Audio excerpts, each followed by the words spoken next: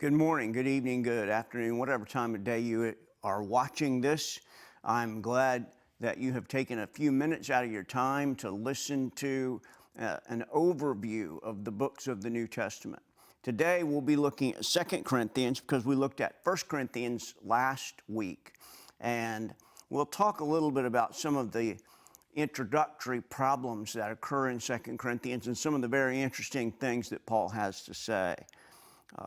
Here, of course, is the cartoon of 2 Corinthians, maybe to help you remember it. There are two core Indians. Again, this is not the most politically correct cartoon, but anymore. I probably was okay when it was drawn. But here we have the two core Indians checking out the anatomy of the apostle. And so they're one of the great questions of 2 Corinthians is the apostleship of Paul.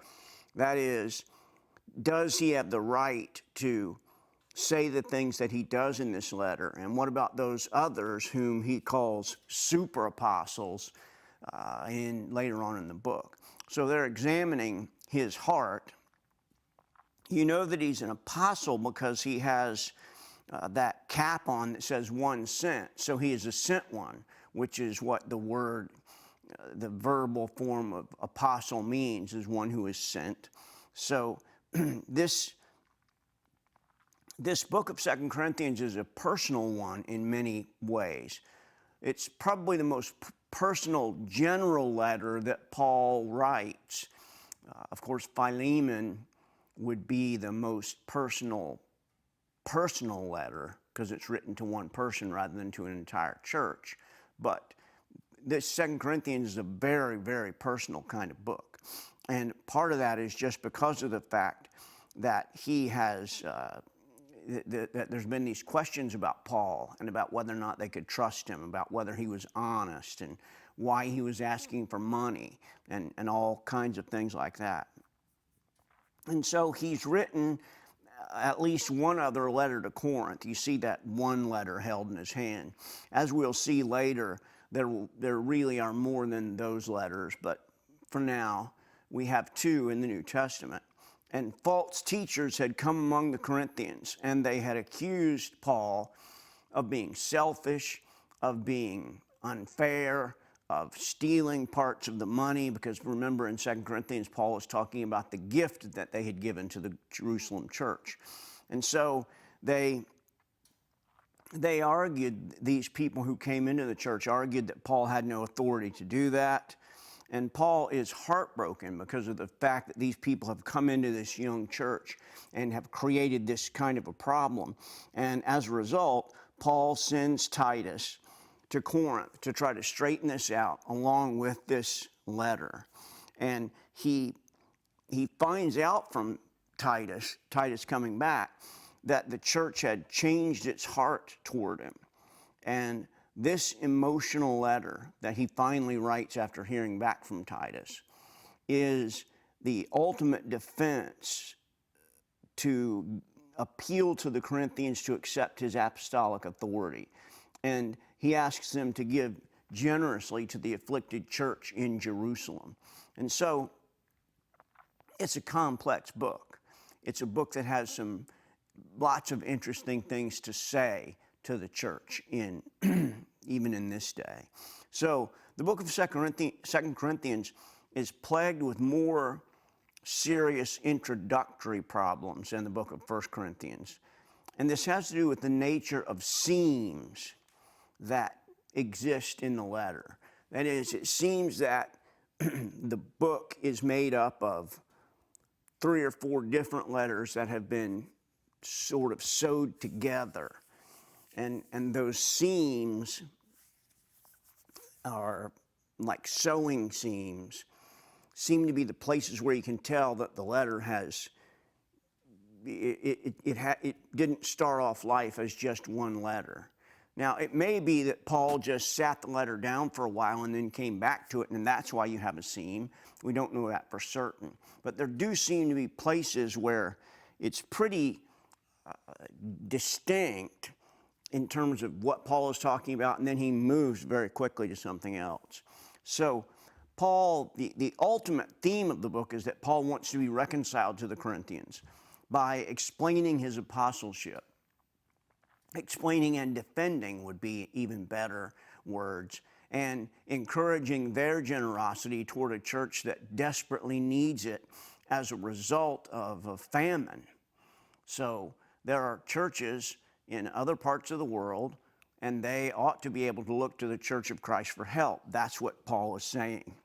Now, realize that Paul is the author of 2 Corinthians. Almost no one questions this, so there's no point in dealing for a long time about authorship, as we might when we come to the pastorals or something like that. But for now, just realize that the book was written by Paul to the church in Corinthians. The date is that 2 Corinthians was probably written in the fall of AD 56. Now, that's a very specific date, so let me try and show you why. In Acts 26, the writer of the book of Acts, Luke, I think, relates that Paul left Philippi for Jerusalem in the spring, and intimations of a forthcoming visit to Corinth found in 2 Corinthians 2:14, where Paul says, I will be there. You want to get all these things straightened out before I get there.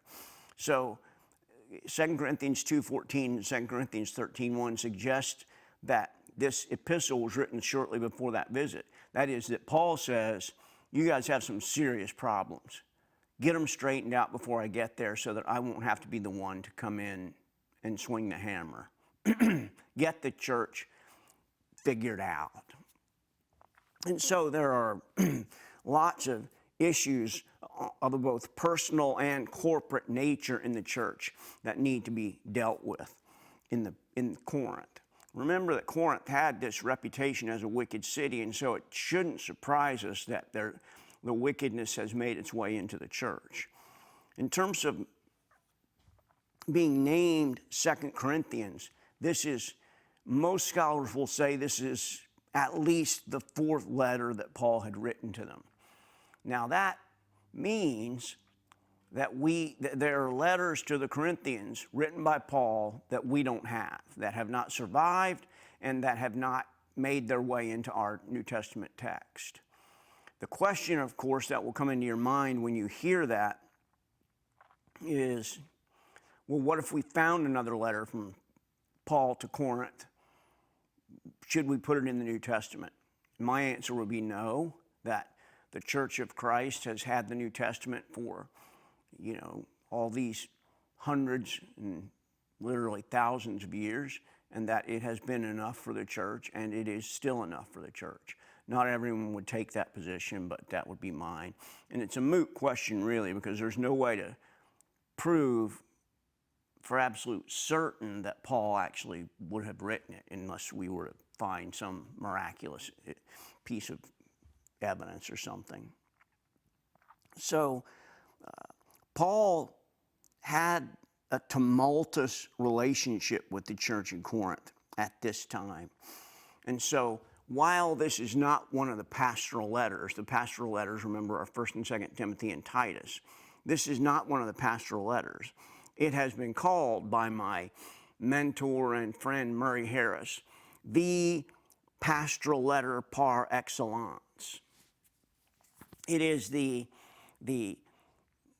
greatest of pastoral letters in that Paul gives so much pastoral advice in it.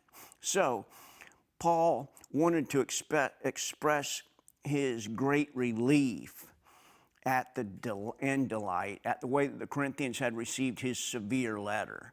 So the severe letter is not 1 Corinthians, and it's not 2 Corinthians, so it's something else that Paul wrote. And he wanted to exhort the Corinthian people to complete their promised collections for the saints. So somehow Paul had already written to them about taking up a collection for the saints, and he's reminding them of it now. Paul wanted to prepare them for his forthcoming visit. You know, it's like when your parents have gone away and left you on vacation. When it's the day for them to come back, you want to get the house cleaned up. And Paul is saying here, get the house cleaned up before I get there. Don't make me come in there and straighten all this out myself. Nobody will be happy if that's the case. And so it's a difficult book in that sense, that Paul has to defend his apostleship and to say some things that are not particularly loved by the Corinthians. The integrity of the book is the question that we've already brought up, and that is the book of 2 Corinthians one letter, or is it several letters that have been somehow put together on one scroll?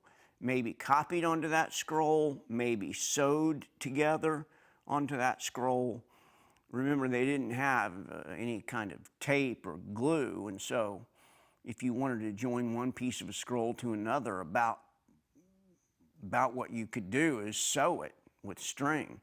If a page tore in an ancient manuscript, the way that they fixed it was by sewing it with string, because they had no other way to do it, to keep the page from tearing out of the book. So, has this book been sewn together? Well, in 2 Corinthians 2:14, Paul breaks into praise to God. And so there are those who will say, why does Paul break into a praise for God right here at the very beginning of the book when he usually does it at the end? In chapters 8 and 9, some say the jump is too abrupt, that he leaves chapter 7 and all of a sudden we're in the middle of chapter 8 and 9 dealing with these very, very specific issues, and we don't know what's going on. Chapters 10 through 13 are the principal reason that there are issues as to the integrity of the book. And if you read through 2 Corinthians 1 through 10, you could make it without absolutely agreeing that there are some kind of seams there. But when you get to chapter 10, if the break at 8 and 9 wasn't stark enough for you, 10 through 13 gets even more stark. And so this probably is, at the very least, a letter that Paul set down and picked up. Didn't write it all in one week or something like that. So what are some of the important issues in this book? I've talked about it as a very pastoral book, as a very important book for the church. What are those kinds of things? Well, one of the things that we ran into immediately is church discipline. Now, church discipline is a frightening kind of thing to people who haven't heard much about it, because it sounds like the church is going to kick you out for doing any little thing. And that's not what church discipline really is. And so in 2 Corinthians 2, Paul is saying that the discipline of a person who persists in sin, that one must dismiss them from the church fellowship and all relations unless there's repentance. So Paul has said, and you remember this from 1 Corinthians 5 last week, that there was a man who had married his father's wife, is the way that the text puts it. So it's in all likelihood his stepmother. And there are real ancient, almost, it would be worse then almost than today to marry your stepmother. It would just be awful. And it was awful. And so this man in 1 Corinthians 5 is put out of the church. 2 Corinthians 2 is about a man being let back into the church. And as a result of that, some have argued that it's the same man, that he's put out of the church in 1 Corinthians 5 and put back into 2 Corinthians 2. I don't think that's the case. I think that these are two different events. And what this man had done, who was let back into the church in 2 Corinthians 2, we don't know. Margaret Thrall, in her commentary on 2 Corinthians, makes the argument that it was someone who had accused Paul of dishonesty because of him wanting money to take up for the offering. And as a result of that accusation, he was put out of the church. She makes a fairly impressive case, but I don't know that you could prove it, certainly from the text. And so this man has been put out of the church. When we think about church discipline, we think primarily about three passages. The first one is, of course, Matthew 18, the one that everyone wants to turn to. Matthew 18 sort of gives us an outline of how church discipline should work in theory. Then in 1 Corinthians 5, we see how excommunication works in truth. There's a person who is excommunicated from the church. And Paul says, I am turning his body over to Satan so that his soul might be saved. And there's question about exactly what he means by that. Then here in 2 Corinthians chapter 2, this is a different person who's being let back into the church. So it's important to realize that the church cannot simply allow wide open sin to exist inside the church that everyone knows about. The church must engage in some kind of discipline. Sin in the corporate life of the church ought to be treated just as personal sin in the life of the believer, with speed, with firmness, with finality. It has to be treated very seriously. If it's not, it will create problems. And so Christian discipline and church discipline is not simply punitive, but it's remedial, it's corrective.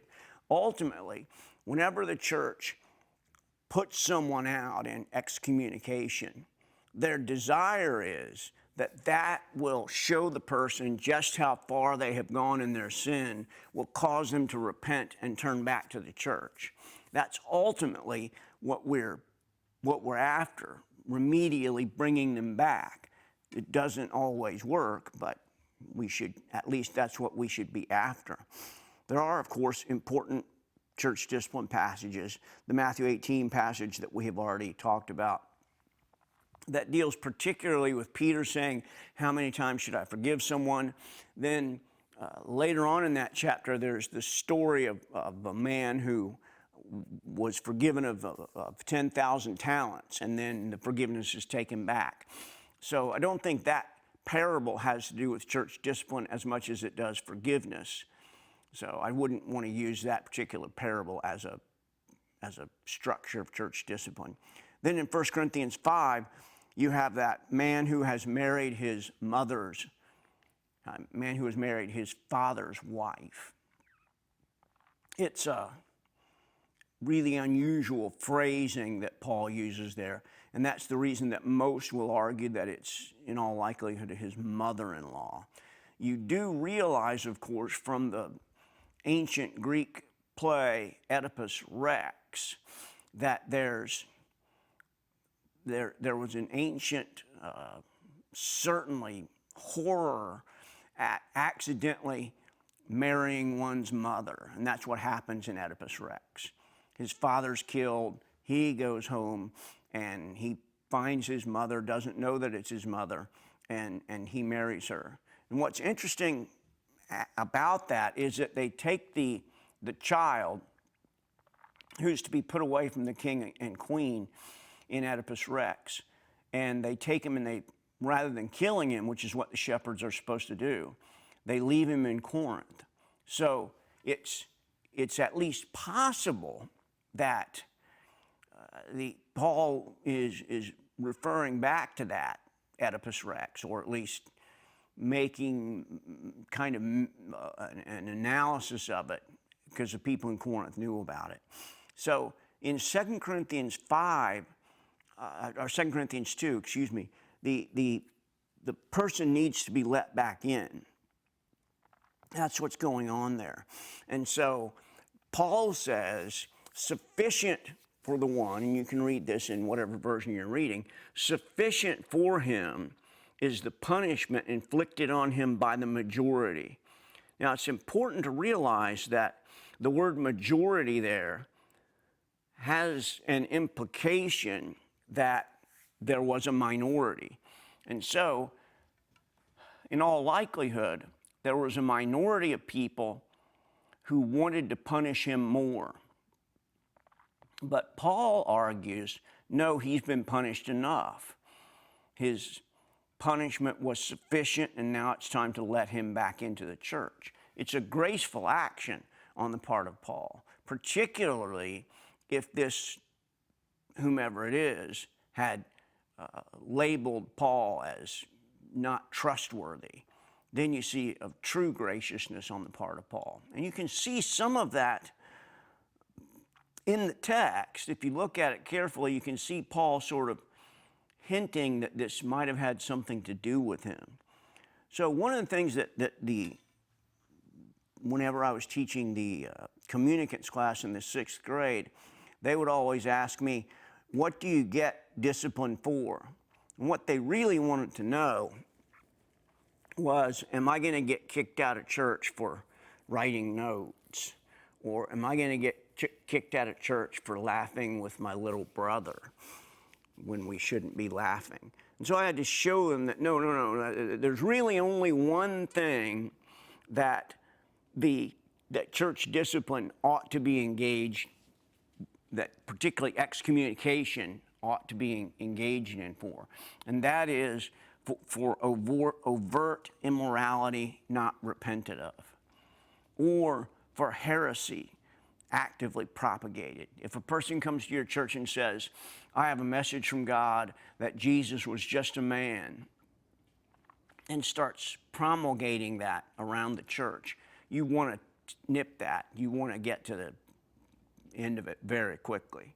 And facetiousness, whether it's related to doctrine or not, a person who comes in creating problems for you and issuing, causing people to break up into little groups, you don't want that. And Paul says anyone who gets involved in that kind of factiousness, that I may have said facetiousness before, I meant factiousness. They're creating factions. And so we don't want that kind of factions brought into the church, and we don't want deliberate disobedience. So how does church discipline work? Real quickly. Discipline has to be administered in the love of spirit and gentleness, as Paul does in 2 Corinthians 2. Private offenses of personal grievances should be handled privately unless they become public. Matthew 18:15 is public offenses need to be dealt with publicly and private offenses need to be dealt with privately. So if someone owes you money and doesn't pay, the first thing that you do, if they're Christian brothers, go to them and ask them. Second thing that you do is take a couple of people with you, go to them and speak to them. Only then does it become a public disciplinary kind of thing. Here are the 5 stages of discipline that will, I think, help us. First is wrongdoing. There has to be sin. If the church is disciplining people who are not in sin and sin unrepented of, then they're doing wrong. Then there's punishment or reproof. And in 2:6, you see it's inflicted by the majority. Then there's pain or sorrow. And interestingly, Paul says in 2 Corinthians 2, the pain or sorrow is suffered by the wrongdoer and by the congregation. Nobody is happy about church discipline. Nobody wants that to happen. Nobody wants to kick anybody out of the church. It's painful, but sometimes it has to be done. And the repentance is implied in 2 Corinthians 2:6. The punishment is enough because he has repented. And so you don't put a person out who is repentant. The only reason that a person is ever excommunicated from the church, that is, put out of the church and said that they are no longer a member of the kingdom of God, the only reason that that happens is because of unrepentance. Any repentant person can be forgiven. And so forgiveness is then granted both by the church and by the one to whom the wrong was done. It's just done there. You don't bring it up again. You don't use it as a weapon against the person. It's done, and you move on. Here's another significant issue, and that is, what does the text 1:8 through 1:11 refer? It's a place, as you read it, where Paul talks about being so sick that he wanted to die. The sickness was overpowering, or whatever it was overpowering. This occurred in the province of Asia, and the affliction occurred between the time of the writing of 1st and 2nd Corinthians. Something happened. We don't know exactly what it was, but we know that it was devastating on Paul. It was just, he wanted to die. And it was unique in Paul's life. It was something, it was very painful for Paul. And Paul doesn't give thanks in 2 Corinthians in the epilogue. He thanks God that he comforts him in all his afflictions. And those afflictions that Paul talks about are the ones that Paul may have had some kind of disease that reoccurred 2 or 3 times. It may be the thorn in the flesh that he is talking about. It may be some kind of malaria that comes back and causes a person to be very, very sick and to be unable to even do one's work or get up and do any of those things. So we don't know what it was that made Paul so sick, but it's some physical sickness that happened to him, or physical problem that happened. Paul confesses that he didn't think he was going to remain alive. That is, not only does he wish for death, but he's ready to die. He's pretty sure he's not going to live. Earlier in 1 Thessalonians, he had brought consolations for others who grieved with the dead. Now he receives consolation for his near death from God. And Paul expected similar afflictions in the future. So if this is some kind of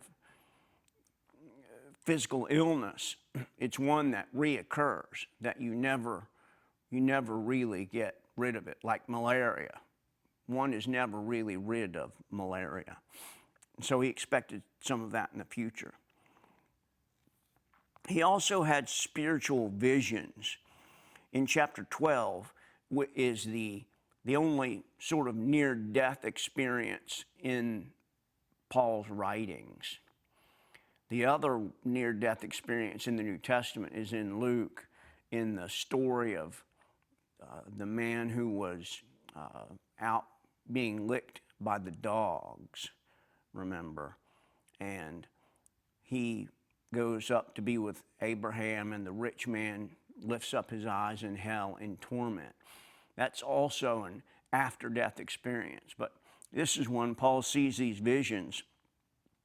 A couple of things, though, to pay attention to. One is that 14 years have passed before Paul spoke of it. To that extent, Paul is not writing a book the day after the event saying, my 15 minutes in heaven. He's not doing that kind of thing. A second is that he speaks of himself in the third person. I know a man. Most scholars will argue that it's very clearly Paul that he's talking about because it's a very personal experience, but he doesn't say, I was taken up there and I've got all this special knowledge that you don't have. He just says, I know a man. And then he says that the thorn that he has, whatever it is, malaria or whatever it is, we don't know for certain, but he says that the thorn was given to him so that he might prevent pride, and the pride that would come along with such visions. I'm skeptical of these near-death experiences that show that people talk about going to heaven and how they saw people there and things like that. It's nothing like what we read in the text, and it's nothing like what we see Paul talking about here. So, to end this up, what is it that we learn from 2 Corinthians?